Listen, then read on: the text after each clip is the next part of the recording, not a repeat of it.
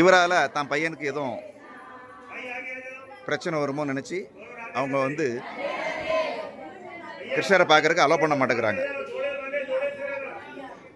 அப்போ வந்து சிவபெருமான் கிருஷ்ணரை பார்க்காம நான் இந்த இடத்த விட்டு நகர மாட்டேன் அப்படின்னு சொல்லி 3 ராத்திரி 3 பகல் இங்கே உட்காந்து தியானம் பண்ணுறார். சிவபெருமான் வந்து பாகவதம் சொல்லுது, வைஷ்ணவானாம் யதா சம்பு, வைஷ்ணவர்களே சிவபெருமான் வந்து நம்பர் 1 சிறந்த பக்தர் அப்படின்னு ஸ்ரீமத் பாகவதம் சொல்லுது. பகவான் வந்து பக்தவத்சலன், பக்தர்கள் மேலே ரொம்ப பிரியம் உள்ளவர்.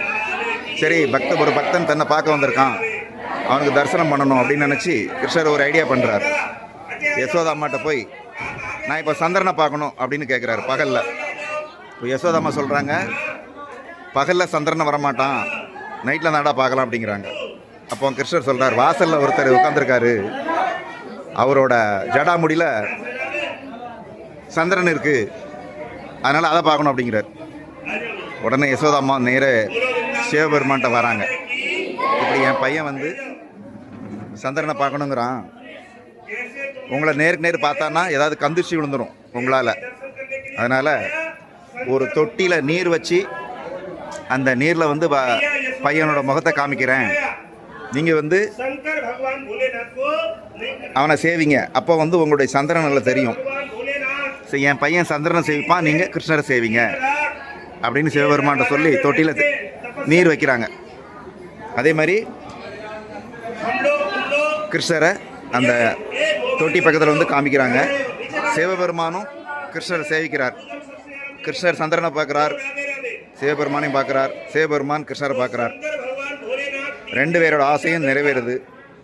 தன்னோட ஆசை நிறைவேறணுன்னு சிவபெருமான் ரொம்ப சந்தோஷப்பட்டு இந்த இடத்துல வந்து ஆனந்த தாண்டவம் ஆடுறார். ஆனந்த தாண்டவம் ஆடி இங்கேருந்து ரொம்ப திருப்தியோடு கிளம்பி போகிறார். அவர் வந்து 3 ராத்திரி 3 பகல் இந்த இடத்துல தான் இருந்து தவம் பண்ணார். இங்கே ஒரு சிவன் கோவில் இருக்குது கோகுலத்தில்.